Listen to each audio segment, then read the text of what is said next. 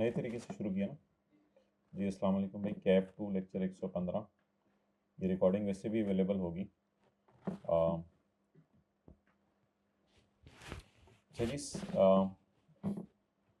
Definition है relatives की, ये मैं निकाल रहा हूँ चैप्टर 5 में। चैप्टर 5 में ना डेफिनेशन है रिलेटिव्स की, पेज 59 पे। इसमें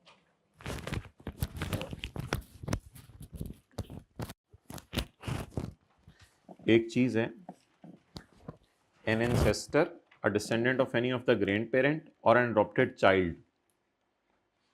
इसको ना ऐसे कर लें, फिर उसके बाद समझिएगा, पहले समझ लें। ऑफ द इंडिविजुअल और ऑफ द बीवी ऑफ द इंडिविजुअल, यानी कि इसके अपने दादा वगैरह भी और इसकी बीवी के दादा वगैरह भी, बीवी के माँ बाप भी, सास ससुर भी, ये सारे रिलेटिव्स में आएंगे। तो I think it's clear now. तो वो पहले जिस तरह सर में बुलेट लगे हुए थे, देखने में शायद लग रहा था कि अडॉप्टेड चाइल्ड हो इंडिविजुअल और उसकी बीवी का, लेकिन अब हमने थोड़ी सी एक्सपैंड कर ली डेफिनेशन। अब क्या हो गया? एंसेस्टर ऑफ, बोले ना जल्दी, एंसेस्टर ऑफ इंडिविजुअल या उसकी बीवी का ancestor, descendant of any of grand parents of individual या उसकी बीवी का, अडॉप्टेड चाइल्ड या उसका या उसकी बीवी का। क्लियर? डन? ओके। तो ये थोड़ा सा इसको इस तरह लिख लें जिस तरह मैंने आपको बताया ये, और बाकी लोग तस्वीर खींच लें जिनके पास बुक नहीं है।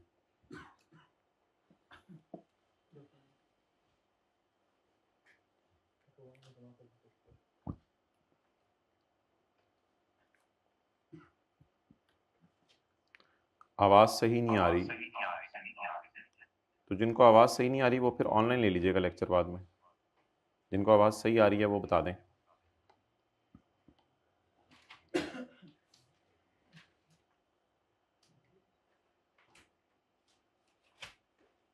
आप बता दें। अब तो नहीं डबल आ रही ना? अब सही आ रही है?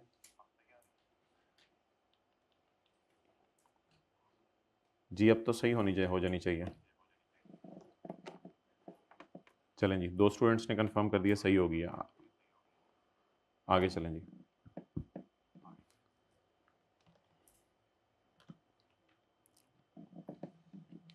अच्छा जी, सेल्स टैक्स के अंदर एक कॉन्सेप्ट है, वो है, आई कैप ने किताब में तो नहीं डाला हुआ, लेकिन एक दो दफ़ा आई कैप ने सोल्यूशन में डाला हुआ है, तो उसको मैं डिस्कस करता हूँ। निकालें ज़रा पेज 605 पे आंसर 3।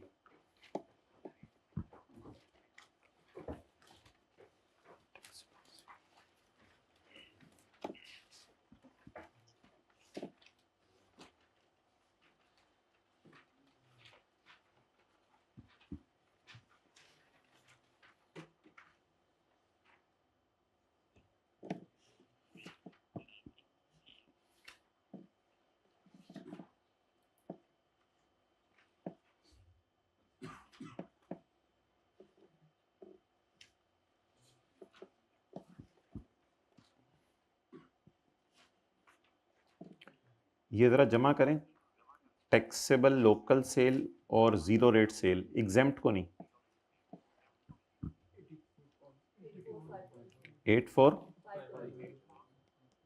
84500 का लें 50%, 42250। जी वॉइस इशू एक स्टूडेंट को आया, बाकी को तो नहीं आ रहा।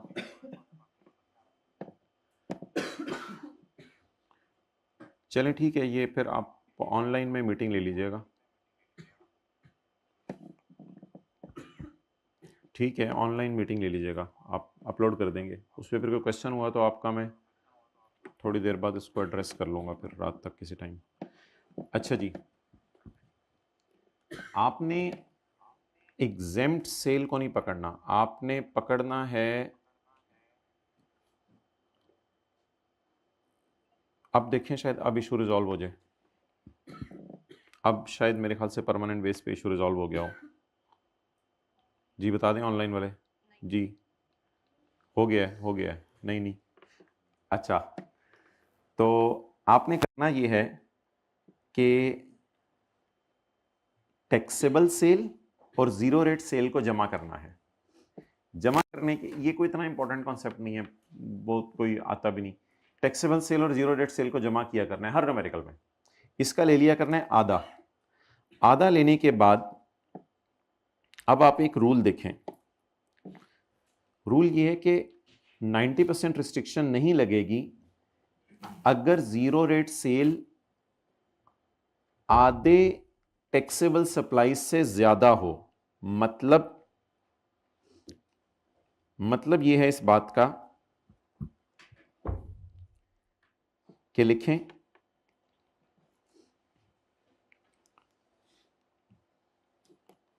50,000 इज ग्रेटर देन 42250।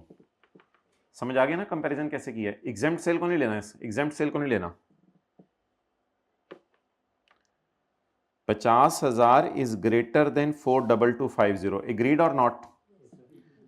इधर देखें जरा, अगर इन दोनों का टोटल का आधा लेने के बाद जीरो रेट सेल बहुत ज्यादा हो तो भाई ये तो जीरो रेट सेल वाली बरादरी है, इस पे आप 90% रिस्ट्रिक्शन लगाएं ही ना, और ये जो 2957 हम माइनस करते थे ये पूरा माइनस कर दें।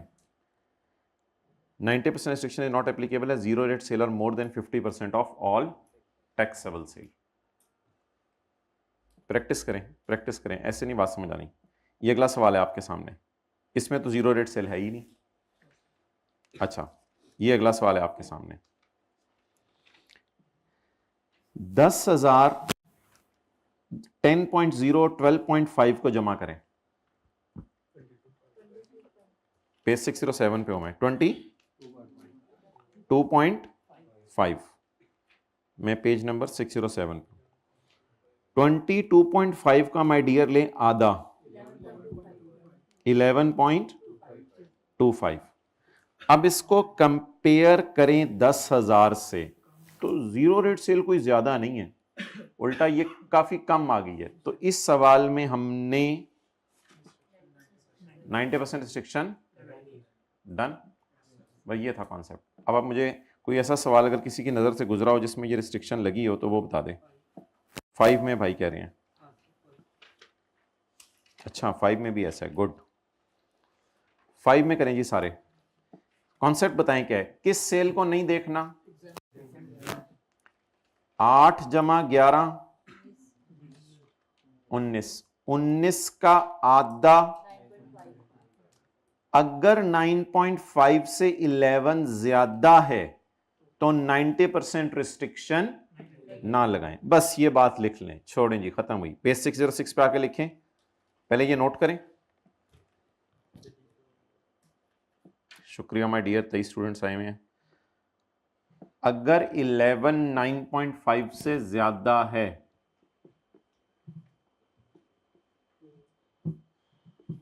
कौन सा 11 क्या है? Zero rate sale. अगर 11 9.5 से ज्यादा है तो 90% रिस्ट्रिक्शन ना लगाएं।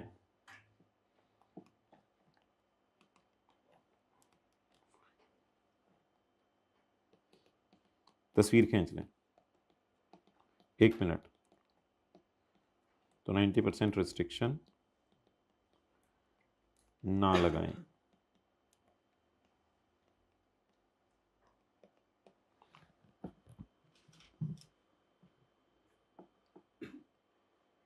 डन।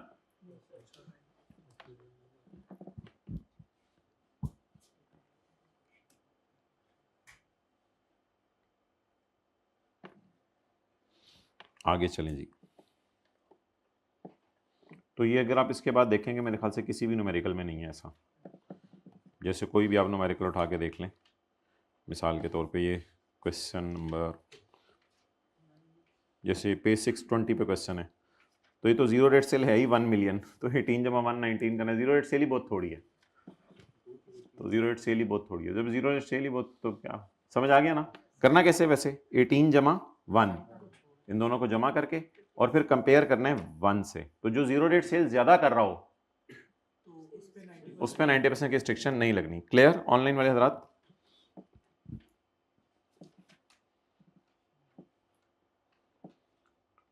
ओके, ऑनलाइन वाले हजरात क्लियर?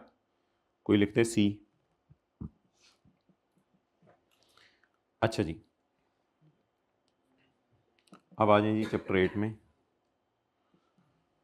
वो जो हमारा मशहूर ज़माना एक एडजस्टमेंट रहती है। नहीं, एग्जाम से कंपेयर नहीं करना, एग्जाम को लेने नहीं जी, रिकॉर्डिंग मिलेगी।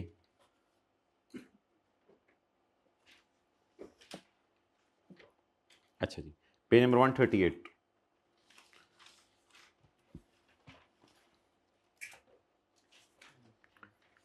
माय डियर, एम्प्लॉयर ने डिफरेंट जो है ना फंड्स खोले होते हैं एम्प्लॉय के लिए। कभी प्रोविडेंट फंड में पैसे डाल रहा होता है, सैलरी के चैप्टर में पढ़ा था।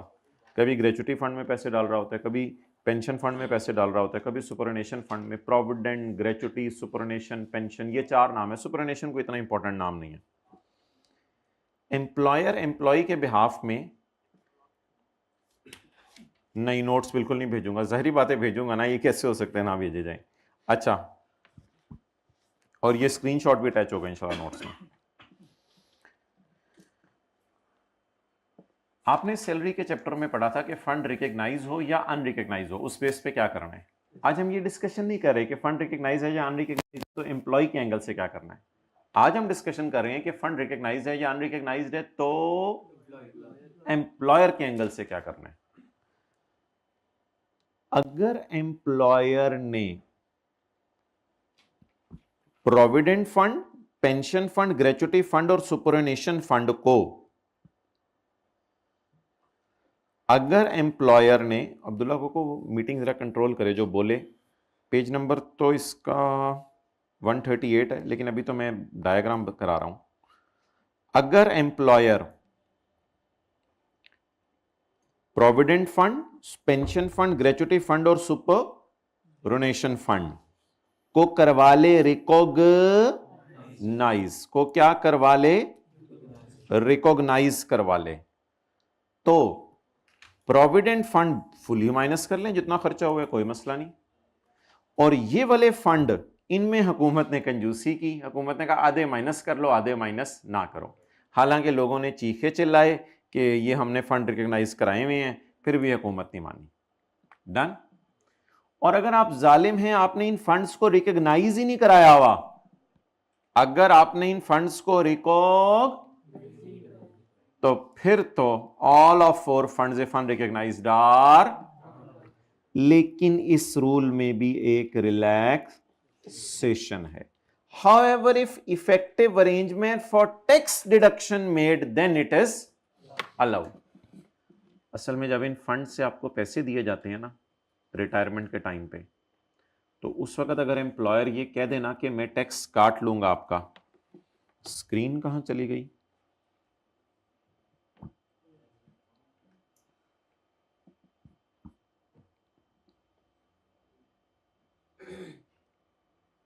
शेयर कर लेते हैं जी, कोई मसला नहीं। शेयरिंग अब्दुल्ला से कहें मुझे होस्ट बनाए, वो स्क्रीन शेयरिंग की उसने फिर ऑप्शन ऑफ किया, को होस्ट बनाए।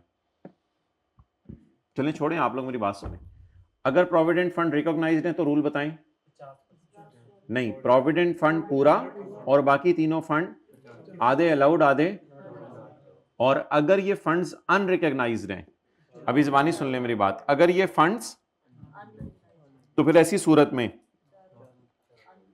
अगर इस पे एम्प्लॉयर कहता है कि मैं टैक्स काटने के अरेंजमेंट कर लूं, तो अलाउड। और अगर एम्प्लॉयर टैक्स काटने के अरेंजमेंट नहीं करता तो नॉट अलाउड। चलें जी, इसका न्यूमेरिकल करते हैं जैसी स्क्रीन जो है वो हमारी शेयर होती है। So the thing is very very easy, बार बार याद करें। अगर रिकॉग्नाइज्ड है और प्रोविडेंट है तो पूरा अलाउड।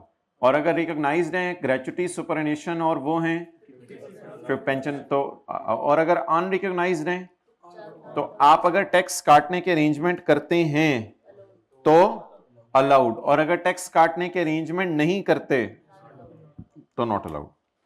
चलें जी, एक सवाल इस पे लिखते हैं। भाई उसको बुलाओ, क्यों इतना डिले आ रहा है।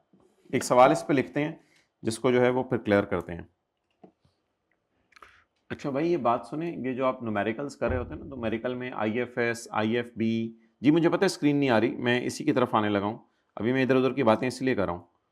तो न्यूमेरिकल में जो आप लिखते हैं ना IFB IFCG, इस तरह ना लिखा करें, वर्किंग के ऊपर भी पूरा नाम दिया करें, और जब फेस के ऊपर लेके जा रहे हो तब भी पूरा नाम दिया करें, और जब न्यूमेरिकल शुरू किया करें प्रॉपर बंदे का नाम लिखें, रिक्वायरमेंट पढ़ें नीचे कि आप टैक्सेबल इनकम निकाल रहे हैं या क्या निकाल रहे हैं। जी अनरिकग्नाइज वाले केस में 50-50 कुछ नहीं है, मैं अभी दिखाता हूँ जी। रिकॉर्डिंग मिलेगी, ये 10 दफ़ा बता दिया, रिकॉर्डिंग मिलेगी। ओके, क्या चीज़? हाँ आप लिख सकते हो सेल्स टैक्स पेएबल / रिफंडेबल, उसमें तो कोई मसला नहीं। अनरिकग्नाइज में पूरा अलाउ होगा, अगर आपने अरेंजमेंट कर लिए हैं टैक्स काटने के तो अनरिकग्नाइज में पूरा अलाउ हो जाएगा।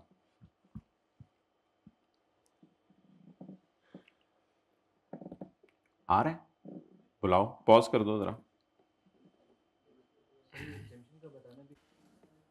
तो मेरे भाई बात ये चल रही थी, अगर फंड्स रिकॉग तो प्रोविडेंट फंड है तो फुली अलाउड, और अगर पेंशन ग्रेचुटी और तो 50% अलाउड 50%, और अगर अनरिकग्नाइज फंड्स हैं तो अगर अरेंजमेंट किए हुए टैक्स काटने के तो अलाउड हैं, और अगर रिलैक्सेशन क्या है, अरेंजमेंट किए हुए तो अलाउड है, और अगर अरेंजमेंट तो नॉट अलाउड है।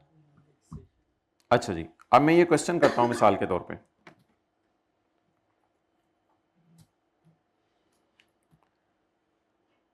प्रॉफिट है मेरा 100 रुपया, अनरिकग्नाइज ग्रेचुटी फंड है, नो टैक्स डिडक्शन अरेंजमेंट। अच्छा अगर साइलेंट हुआ तो जो मर्जी अज्यूम कर लीजिएगा, साइलेंट हुआ तो जो मर्जी अज्यूम कर लीजिएगा, टैक्स कटने के अरेंजमेंट नहीं हुए हुए। आप जरा सोच के बताएं, अगर टैक्स कटने के अरेंजमेंट नहीं हुए हुए तो सजा देनी बनती है यार, क्या करें फिर? अलाउड कर दें, नॉट अलाउड कर दें? ऑल ऑफ 4 इफ अनरिकग्नाइज्ड और, अच्छा जी ये तो नॉट अलाउड हो गया ग्रेचुटी, डन। आगे चलें, बिस्मिल्लाह। रिकॉग्नाइज्ड प्रोविडेंट फंड, रिकॉग्नाइज्ड नहीं, ऐसा तो नहीं होता आमतौर पे, बहरहाल ऐसा हो सकता है कि ग्रेचुटी रिकॉग्नाइज और वो अनरिकग्नाइज्ड हो, ऐसा हो सकता है। अच्छा recognise provident fund, recognise provident fund के साथ कोई शर्त नहीं है, डेट इज फुल्ली, तो बोले प्रॉफिट तक, भाई आप क्यों नहीं देख रहे इधर, प्रॉफिट तक पहुंचते हुए माइनस हो चुका है नहीं हुआ? यार ये हो चुका है ना, ये अदर इंफॉर्मेशन है, तो प्रॉफिट है 100 रुपया, दीज एक्सपेंसेस आर डिडक्टेड, ये तीनों माइनस हो चुके हैं। अच्छा आप बताएं, रिकॉग्नाइज प्रोविडेंट फंड है तो माइनस हो चुका है, तो क्या करें? अब इसको इग्नोर कर दें, बस ठीक है। आगे चलें जी, रिकॉग्नाइज्ड पेंशन फंड है, क्या है? रिकॉग्नाइज्ड पेंशन फंड, क्या करें my dear? Recognised pension fund 50% allow कर दें, 50% नॉट अलाउ कर दें, बताएं जी। 13 इंटू 50% 6.5, ये माइनस हो चुका था सही, इसलिए इसको दोबारा माइनस नहीं किया हमने, बस डैश डाल के एक नोट टाइप कर दिए। बता दें जवाब 116.5। अच्छा अगर सेल से चलते तो क्या करते? सेल तो अवेलेबल ही नहीं है सवाल में, तो छोड़ो फिर। अगर सेल से चलते तो क्या करते? अलाउड खर्चे माइनस करते, और प्रॉफिट से चलते हैं तो क्या करने हैं? नॉट अलाउड को ऐड करना है। Now it's clear. इधर क्यों सजा दी है? अनरिकग्नाइज्ड है। इधर क्यों सजा नहीं दी? क्योंकि रिकॉग्नाइज्ड है। इधर क्यों सजा आदि दी है? क्योंकि पेंशन इसका नाम है और रिकॉग्नाइज्ड है। अच्छा टैक्स काटने के अरेंजमेंट यहां नहीं देखने, वो सिर्फ कहां देखने हैं? अन रिकॉग्नाइज्ड में। डन। चलें जी अंग्रेजी पढ़ लें।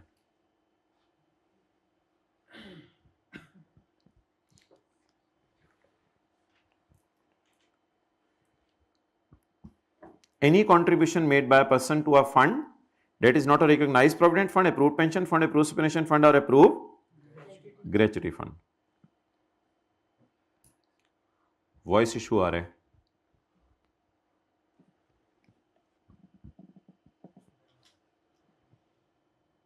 जी अब तो नहीं आना चाहिए वॉइस इशू, देखें अब आ रहा है, अब आ रही है वॉइस जी, शुक्रिया। नहीं आ रही तो फिर लिख कैसे रही है कि जी नहीं आ रही है या कट कट के आ रही है? आ रही है, शुक्रिया। अच्छा जी, नेक्स्ट, ये वो किसकी लिस्ट दे रहा है? नॉट अलाउड की। तो आप मुझे ये बताएं भाई, अब जिनको क्लियर नहीं आ रही वो ले लीजिएगा, वरना फिर ये बहुत प्रोलॉन्ग हो जाएगी डिस्कशन। अगर रिकॉग्नाइज्ड, अप्रूव्ड और अप्रूव्ड सुपरनेशन फंड और अप्रूव्ड ग्रेच्युटी फंड, अगर बोलें ये क्या है? बोले ना, नॉट रिकॉग्नाइज, तो डिसअलाउ। ये देखें यहां लिखा हुआ था। अनरिकॉग्नाइज तो बोले बोले बोले डिसअलाउ। डन।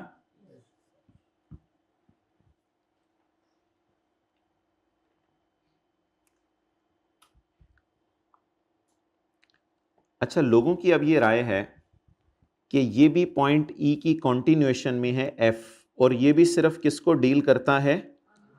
अनरिकॉग्नाइज को। Unrecognise contribution to any provident और other fund, unrecognise contribution to any provident और अदर फंड। लेकिन बात किसकी हो रही है बताएं? अब ये लोगों की राय है, डिफरेंट भी किसी की हो सकती है। बोले unrecognise contribution to any provident other fund established for the benefit of employees if the person has, भाई आवाज नहीं आ रही तो छोड़ दे मीटिंग, आपको अभी अवेलेबल हो जाएगी।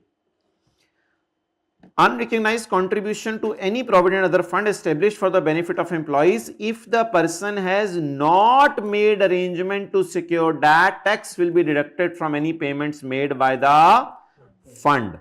तो बता दें जी, अनरिकॉग्नाइज कब डिसअलाउ होगा? पॉइंट ई कहता है अनरिकॉग्नाइज डिसअलाउ होगा, और पॉइंट एफ कहता है तब डिसअलाउ होगा if the person has not made arrangement. मैं फिक्रा बार बार बोल रहा हूं, सुनिएगा। पॉइंट ई कहते हैं अनरिकॉग्नाइज्ड नॉट अलाउड है, पॉइंट एफ कहते हैं तब नॉट अलाउड है जब अरेंजमेंट, भाई आवाज नहीं आ रही, मीटिंग लीव कर दें खुदा के लिए, मीटिंग अभी शेयर हो जाएगी जी। बोलें unrecognised as a general rule not allowed है, और नीचे वाले ने बताया कब नॉट अलाउड है? जब अरेंजमेंट ना करें, जब अरेंजमेंट। डन जी, ओके जी, मीटिंग लीव कर दें सारे, आपसे ऑनलाइन शेयर हो जाएगी। इसमें कोई कंफ्यूजन? आप बड़े बताएं पॉइंट ई का क्या मतलब है?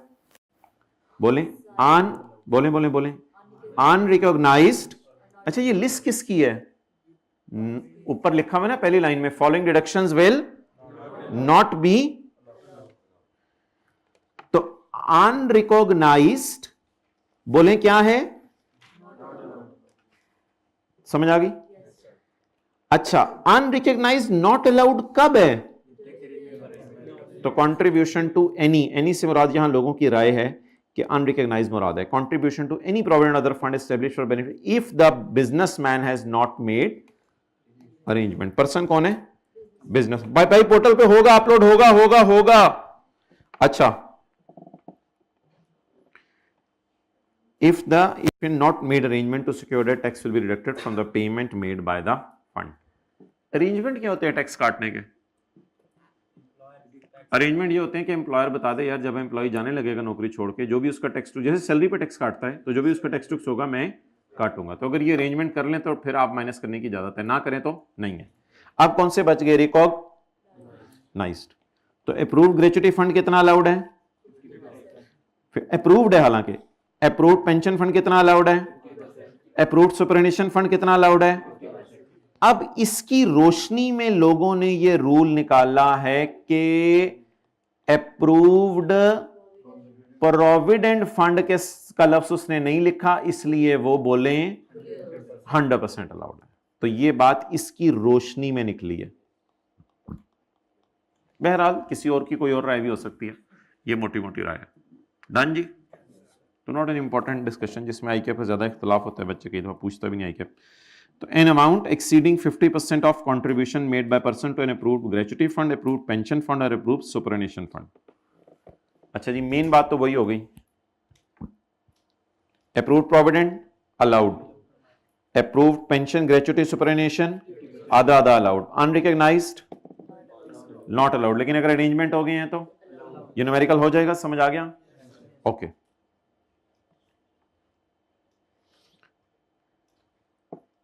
नॉट रिकॉग्नाइज्ड और बोलें नॉट अलाउड, लेकिन कहते हैं नॉट रिकॉग्नाइज्ड तब नॉट अलाउ होंगे जब अरेंजमेंट नहीं हुए। आई डोंट गेट इट, आप लोगों ने, आपने पूरी डिस्कशन सुनी है? आई डोंट गेट इट जिन्होंने लिखा है। अच्छा जी, और इसके बाद मैं रात को मीटिंग कर लूंगा, उसमें पूछ लीजिएगा। इसके बाद ये वाले आधे अलाउड हैं और आधे not allowed. Done.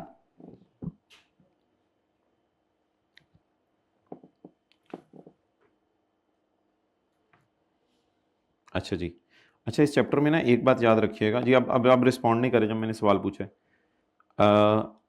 Her numerical को ना मैंने जो छोटे छोटे न्यूमेरिकल दिए हैं, कुछ को सेल से चले हैं, कुछ प्रॉफिट से चले हैं। तो आपने भी जब इसकी रिवीजन करनी है ना, तो सेल और प्रॉफिट दोनों से चल के देखना है। जैसे पेज 137 में भी आपको शो कर रहा हूँ, सेल से भी चले हैं, प्रॉफिट से भी चले हैं। तो सेल प्रॉफिट दोनों से चल के देखें, ताकि किसी भी एतबार से आ जाए तो आपका जरा पक्का हो काम। डन। ओके, आखिरी बात जी, now my dear come on, income from chapter number, अच्छा यार एक धमाका सा है, वो अब सुन लें। अब पता नहीं आई कैप से पूछा तो है, अब उसने कहा है कि जाने दो, वैसे ही आइए। फिर हमने एक रूल पढ़ा था कि पाकिस्तान का लॉस फॉरेन के अगेंस्ट माइनस नहीं हो सकता, और फॉरेन का लॉस पाकिस्तान के अगेंस्ट माइनस। अच्छा, ये आज वाली बातें याद रहेंगी। एक तो 90% रिस्ट्रिक्शन वाली बात कर दी, नंबर 2 हमने ये EEA और F वाली बात कर दी। इसके बाद रिलेटिव की definition discuss, start from sale and profit की डिस्कशन कर ली। हमने ये क्लास में पढ़ा था कि पाकिस्तान के अगेंस्ट फॉरेन लॉस माइनस नहीं हो सकता, और फॉरेन के अगेंस्ट पाकिस्तान का लॉस माइनस नहीं हो सकता। इसमें आईकैप कहते हैं नहीं, थोड़ी सी डिफरेंट राय है उसकी। अब राय लोगों की डिफरेंट हो सकती है, बेहतर है आईकैप को चले फॉलो करें। इसमें वो कहते हैं यार ऐसा कर लो कि फॉरेन लॉस को माइनस ना करो पाकिस्तान में से, लेकिन बोलें पाकिस्तान लॉस को माइनस कर लो फॉरेन में से। अच्छा, अब इसको याद करने का तरीका सुन लें। ऐसे अजीब से तरीके आपको बात बहुत बुरी लगेगी, लेकिन इंशाल्लाह याद रहेगी। बाहर वाले प्रॉफिट्स पाकिस्तान को खा लें, खाने दो पाकिस्तान को, लोग खाते हैं, खाएं पाकिस्तान को। लेकिन पाकिस्तान का प्रॉफिट बाहर के लॉसेस को खाए, तो पाकिस्तान वाले बाहर को खाए, कहता है ये मुझे पसंद नहीं। बात अजीब सी, लेकिन याद रहेगी। जल्दी बोलें, याद रहेगी? नहीं याद रहेगी? दोबारा सुन लो। पाकिस्तान का प्रॉफिट बाहर के लॉसेस को खा ले, ना खाओ। बाहर वालों को क्या खाना पाकिस्तानियों ने, लेकिन अगर बाहर वाले आके पाकिस्तान के लॉस को खाने की कोशिश करें, खा लें। अब आपको कुछ समझ आई? चलें इसका सवाल करें। Question number 1, foreign loss is not adjustable against Pakistan source income, यानी पाकिस्तान के प्रॉफिट में से बाहर का लॉस माइनस, पाकिस्तान के प्लस ने बाहर वाले माइनस को नहीं खाना, लेकिन बाहर वाले प्लस ने पाकिस्तान वाले लॉस को खा लेना है। चलें जी, इनकम फ्रॉम कैपिटल गेन आई बाहर के मुल्क में 70 की, और इनकम फ्रॉम कैपिटल गेन आई पाकिस्तान में 35 की, 40 की। बताएं जी, क्या इसको खाया जा सकता है? बाहर वाले पाकिस्तान को खा सकते हैं, लेकिन पाकिस्तान वाले बाहर को नहीं खा सकते।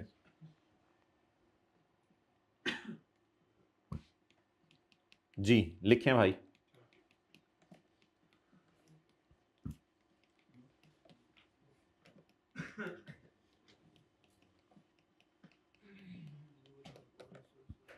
डन हो गया?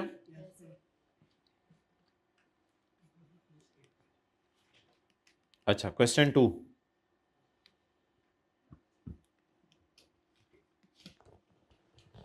कौन किसको खा सकता है? बाहर वाले प्रॉफिट्स, समझ से बाहर से कोई नेपाली आए हैं, वो बाहर से कोई जो है वो आए हैं, क्या कहते हैं, काले आए हैं, वो ऐसे पाकिस्तानियों को ऐसे ऐसे प्यार से खा रहे हैं, ऐसे हल्का सा खा नहीं रहे, मतलब ऐसे समझ लें बस। तो बाहर के प्रॉफिट्स पाकिस्तान वालों को, लेकिन पाकिस्तान वाले okay. Similarly income from business, foreign source income, चलें Pakistan source income 30, income from business, foreign source income, जी बताएं भाई, क्या ये खा सकते हैं या नहीं खा सकते? नहीं खा सकते। तो क्या करेंगे? Income from business Pakistan source कितना? 30, और carry forward foreign source loss तो आपको पता है 6 सालों तक कैरी फॉरवर्ड हो सकता है। जी शुक्रिया जो लोग रिस्पॉन्स कर रहे हैं।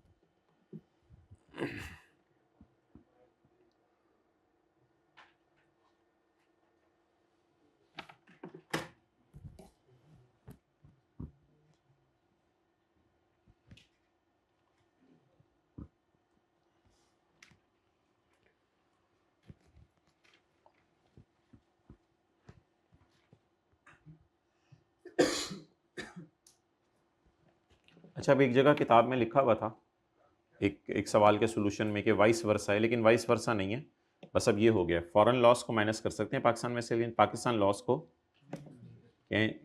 पाकिस्तान फॉरेन लॉस को माइनस नहीं कर सकते पाकिस्तान में से, और पाकिस्तान लॉस को माइनस कर सकते हैं फॉरेन में से। डन। अच्छा जी,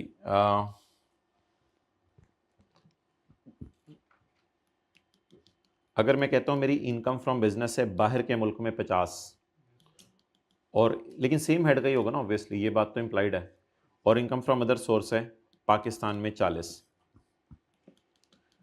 और इनकम फ्रॉम बिजनेस है पाकिस्तान में 10, और इनकम फ्रॉम अदर सोर्स है बाहर के मुल्क में 30। बताएं जी, अब क्या करें? कौन किसको खा सकता है पहले ये डिसाइड कर लें। बाहर वाले हमें खा सकते हैं, लेकिन हम बाहर वालों को नहीं खा सकते। जरा सोचें कैसे बनेगा सॉल्यूशन।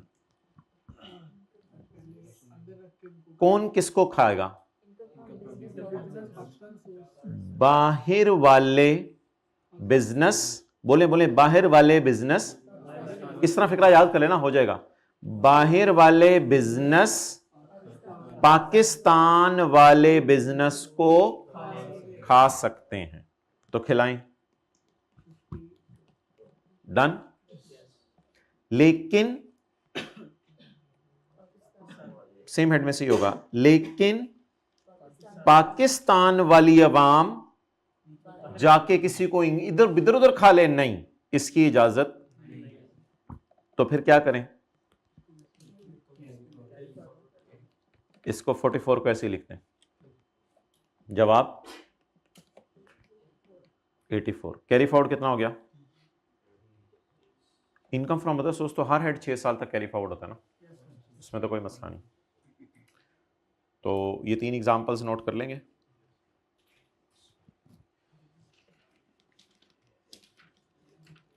अच्छा, अब एक पास पेपर आपसे सॉल्यूशन शेयर किया था लेटेस्ट टाइम का, ऑटम 2024 का, जब वो, तो उसमें आप देख लीजिएगा, उसमें माइनस कर लीजिएगा, फिर एक ही जगह था बस। डन। और ये 10 रुपये क्या है?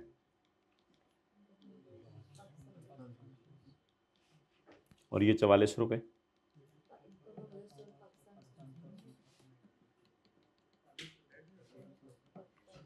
अदर सोर्स मेरे भाई डेड होता है पाकिस्तान वाला, खुदा का खौफ करो, वो पुराने रूल ना छेड़ना। जी माय डियर, आपको क्लियर हो गया? अब ये 3 एग्जांपल्स बार बार कर लेंगे। डन। तो अगर पाकिस्तान और फॉरेन इकट्ठे आ जाएं, अच्छा अब ये सवाल देखें, जैसे चैप्टर नंबर हमारा कौन सा था लॉसेस का? 14। अब इसमें देखें सवाल के एक सवाल है पास पेपर का क्वेश्चन 9, लेकिन वो मुझे सही कराने की जरूरत नहीं है। क्यों? इसलिए कि उसमें पाकिस्तान में इनकम जा रही है, ये बाहर वालों को नहीं खा सकते, इसलिए नॉर्मल तरीके से सवाल हमने सॉल्व किया था, कोई मसला नहीं। पाकिस्तान वाले बाहर वालों को नहीं खा सकते, लिख लें क्वेश्चन 9। पाकिस्तान इनकम थी इसलिए बाहर वाली किस कोई माइनस नहीं हुई थी। Page number 320, page 320। पाकिस्तान वाला 2500 था पॉजिटिव, इसलिए बाहर वाला कोई माइनस नहीं किया। क्या? बस इसको अच्छी और बुरी का लफ्ज़ ना बोलो, जिस तरह मैंने ये कराया उस तरह कर लो ना। अगर पाकिस्तान फौरन आ जाए, वैसे तो पाकिस्तान फौरन ज्यादा मिक्स आते नहीं पेपर में, लेकिन बस ये याद रखना पाकिस्तान वाले में से ये इसी तरह ये भी सवाल था। इधर भी लाहौर में क्या आ रहा था? प्रॉफिट। लाहौर में क्या आ रहा था? प्रॉफिट। तो और इधर पाकिस्तान में क्या आ रहा था? प्रॉफिट। तो जब पाकिस्तान में प्रॉफिट आए, बाहर के लॉसेस माइनस, बस ये लिख लें, पाकिस्तान के प्रॉफिट में से बाहर के लॉसेस माइनस नहीं कर सकते।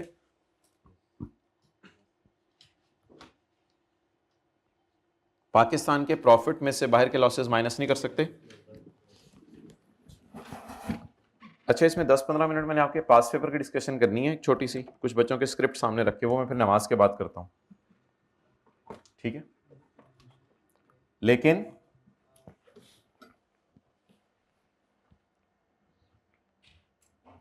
लेकिन बोले बाहर वाले प्रॉफिट्स में से पाकिस्तान के लॉसेस माइनस कर सकते हैं, लिख लें। लेकिन बाहर वाले लॉसेस में से पाकिस्तान के प्रॉफिट्स माइनस कर सकते हैं। ये एक पास पेपर का सवाल भी मैं दिखा दूंगा ऑटम 24 का। भाई पॉज कर दो जरा।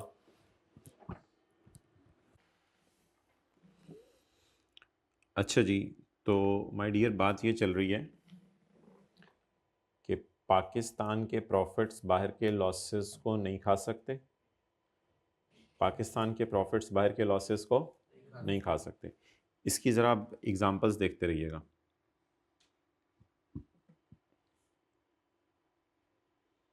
जैसे पेज 320 पे, वैसे तो उसने यहाँ ना नेचर नहीं बताई कि ये क्या है, पाकिस्तान का प्रॉफिट यानी किस हेड का है, लेकिन फ़र्ज़ कर लें चले बिजनेस का है, मिसाल दे रहा हूँ। तो पाकिस्तान का प्रॉफिट क्या बाहर के लॉस को खा सकता है या नहीं खा सकता? इसलिए ये न्यूमेरिकल हमने नॉर्मल तरीके से सॉल्व किया था। Done done. कोई एक आधे नंबर का मसला है, कोई इतनी बड़ा टेक्निकल पॉइंट नहीं है जो हम आखिरी दिन कर रहे हैं, ये भी परेशान ना हो। पाकिस्तान का प्रॉफिट बाहर के लॉस को नहीं खा सकता। आगे चलते हैं। नीचे वाले सवाल में तो पाकिस्तान का भी प्रॉफिट है, बाहर का भी 40 - 3 पेरिस बर्लिन नेट किया था, 13 का प्रॉफिट आ रहा था।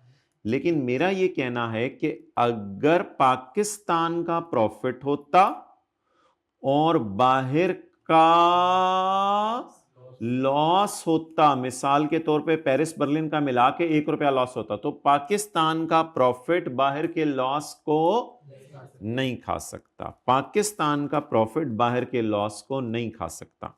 एक सवाल मैं आपको दिखाता हूं एओपी के चैप्टर में, पेज नंबर 298। ये देखें माय डियर, पेज नंबर 298 पे जो सवाल था उसमें दुबई में प्रॉफिट आ रहा था और तेहरान में लॉस आ रहा था। तो हमने पढ़ा था, अच्छा हमारी पूरी किताब में कोई सोल्यूशन अल्लाह का शुक्र है गलत नहीं है, सिवाय किसी सवाल के जवाब में हमने वाइस वर्सा लिखा हुआ है, वो आप बात छोड़ दें, बाकी हमारी पूरी किताब में कोई ऐसा मसला नहीं है।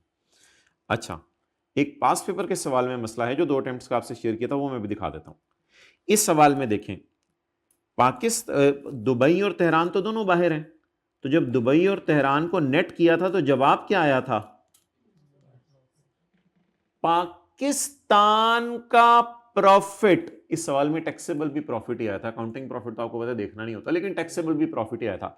पाकिस्तान का प्रॉफिट, जैसे उधर 2500 भी दिखाया था, पाकिस्तान का प्रॉफिट इस लॉस को खा सकता है नहीं खा सकता?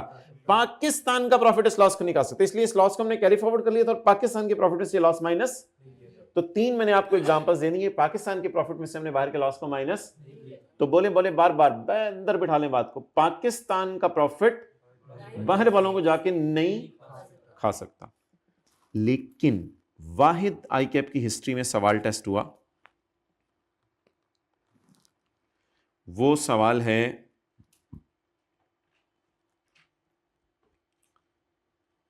ऑटम वाला, जिसमें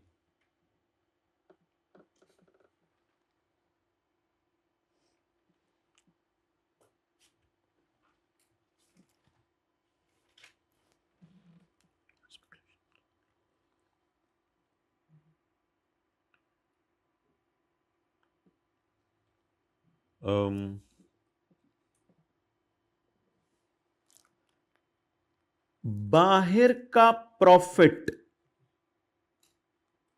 बाहर का profit, income from foreign speculation business amounting to 2500, बाहर का प्रॉफिट पाकिस्तान के लॉस को खा सकता है, चाहे वो 6 साल पुराना ही क्यों ना हो, चाहे इस साल का हो, उससे कोई फर्क नहीं पड़ता।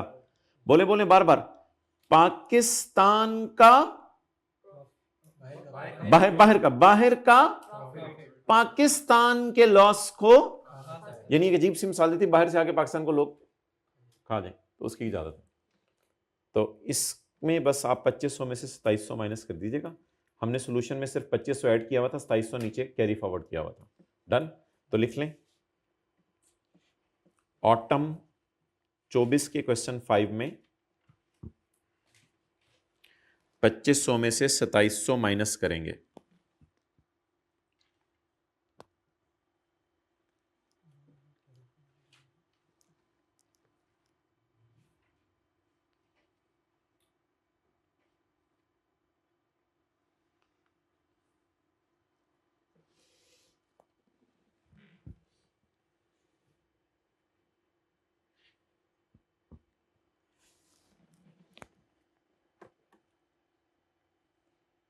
ठीक है जी। अब मैंने आपको बता दिया था, आपकी 2 जूम मीटिंग्स अगली सर सलमान करेंगे मंडे और मंडे को, फिर 1 मार्च तक अपने सवाल इकट्ठे कर लें, 1 मार्च को भी मीटिंग कर लेंगे और उस दिन अगला भी दिन को डिसाइड कर लेंगे जिस दिन आप लोगों ने मीटिंग करनी हुई।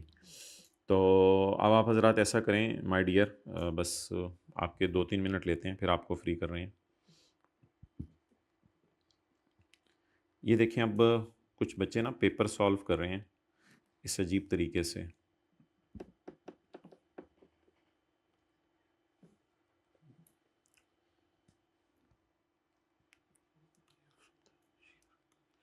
One year from the year in which court decided. अब कुछ जगहों पे लिखा होता है 1 year from the end of the year. अब जो वो लिखा हो एज इट इज लिख के आना है, और अगर 1 year in the year in which court है उसका लिख के आना है। मुझे नहीं पता अभी ये क्या सवाल है और उसका सोल्यूशन सही है या गलत है, लेकिन ये बात याद रखिएगा, कुछ डेट्स में वहां से गिनना होता है और कुछ डेट में from the end of the year. तो जो लफ्ज लिख के आए वो लिख के आना है, अपनी तरफ से कोई लफ्ज लिख के नहीं आना। जहां उस डेट से गिनना है वहां उस डेट का लिख के आना है, और जहां ईयर एंड से गिनना शुरू करना है वहां से ईयर एंड का लिख के आना है। अच्छा,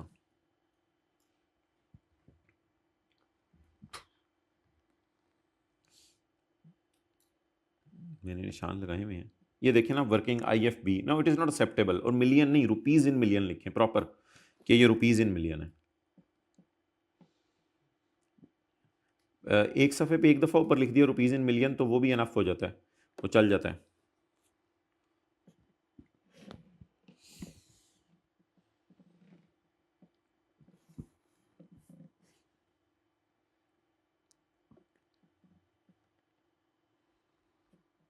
हाँ, ये तो न्यूमेरिकल के फेस पे देखें कितना जुल्म कर रहे हैं।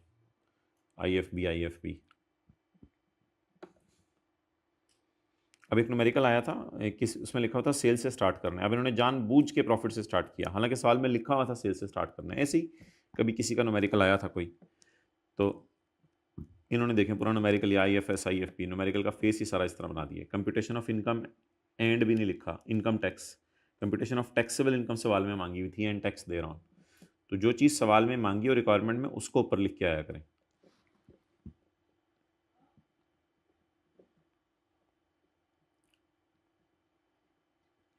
बाकी थ्योरी के सवालों में आप सिनेरियो बेस सवालों में सिनेरियो और जवाब को, सिनेरियो और लॉ की लैंग्वेज को साथ साथ भी चला सकते हैं, इसकी भी इजाज़त है। इसकी भी इजाज़त है, अगर सिनेरियो बेस में 2-3 ऑप्शंस हो तो पहले लॉ की प्रोविजन ऊपर लिख दी एक दफ़ा, जैसे 3-4 कोई एडजस्टमेंट्स हैं तो एक दफ़ा लॉ की प्रोविजन ऊपर लिख दी, फिर हर एक में बता दिया कौन कौन सी शर्त पूरी हो रही है, कौन कौन सी शर्त वायलेट हो रही है। बड़े कमाल जो है ना थ्योरी के सवाल डाले गए हैं मॉक में, आपको पता चल जाएगा आपकी थ्योरी की तैयारी कैसी है, बड़े सोच समझ वाले सवाल हैं। तो लेकिन किसी भी तरह से कोई भी मॉक दे के कुछ दे के डीमोटिवेट आपने किसी भी चीज़ से नहीं होना। इंशाल्लाह आपको बड़े अच्छे मार्क्स उसमें से भी मिल जाएंगे। आधे नंबर तो इंशाल्लाह उसमें रखे गए हैं, आई कैप भी आधे नंबर रखता है, तो आधे नंबर उसमें रखे गए हैं। अच्छा, इररिलेवेंट आंसर प्रोड्यूस नहीं करने, जो चीज़ मांगी नहीं। अब वो ऑब्वियसली अब आप करेंगे हमें तो पता नहीं चलेगा कि हम इररिलेवेंट दे रहे हैं, लेकिन टू द पॉइंट बात करनी है, जितनी पूछी है उतनी। और हर चैप्टर के शुरू में जो सेक्शंस दिए हुए हैं ना, उनके नेम ज़रा अच्छे तरीके से पढ़ लीजिएगा, ताकि उनके नेम्स के अंदर जो है वो मसला ना आए आपको। ये देखें कितने खूबसूरत बच्चे सब करते हैं, कई कमाल। ये एक बच्चा था कमाल, बड़ा, ये देखिए कैसे खूबसूरत याद किया हुआ है सब कुछ। और अच्छा, in case of sale and hire purchase agreement, the time of supply will be the time at which the agreement is entered into. Since in November the agreement, hire purchase में आपको पता है ना, उस वक्त सेल रिकॉर्ड होती है जिस वक्त जो है वो एग्रीमेंट हो। Since the November those the agreement purchase of is acquired, so the hire purchase of sale shall be the month of November. अब पूरे लॉ की प्रोविजन लिखी है, उसने नीचे आगे कंक्लूजन लिखा है, तो बड़ा खूबसूरत तरीके से लोगों ने चीज़ें याद की होती हैं। Since the dish was made available to buyers, since the goods were made available in September and when delivered in January, so the time of supply will be the time when the goods are made available to the recipient of supply. So it is September 2022। तो proper तरीके से law की provision भी है। तो ऐसी बात नहीं है कि आप कहें कि लोग याद नहीं करते, लोगों से याद नहीं होता, लोगों से याद होता है और लोग याद करके लिख के भी आते हैं। तो इंशाल्लाह आप लोग भी लिख के आएंगे। बाकी बिल्कुल परेशान ना हो, आप लोगों ने बहुत ज़्यादा रिवीजन की है, बहुत ज़्यादा सवाल किए हैं, इतने बस सवाल तो किसी बैच में नहीं कराए गए। तो इंशाल्लाह आप लोग पास होंगे, ज़रूर होंगे, लेकिन शर्त यह है कि इन आखिरी दिनों को ज़रा इफेक्टिवली यूटिलाइज़ कर लें। ठीक है जी, इंशाल्लाह अब 2 मीटिंग सर सलमान करेंगे, यकम को इंशाल्लाह हम मिलते हैं, अगर आपकी कोई जूम मीटिंग में सवाल है तो। ठीक है, उसके बाद भी कर लेंगे जब आप कहेंगे, जिस दिन आप कहेंगे इंशाल्लाह कर लेंगे। ठीक है, क्लोज कर दो।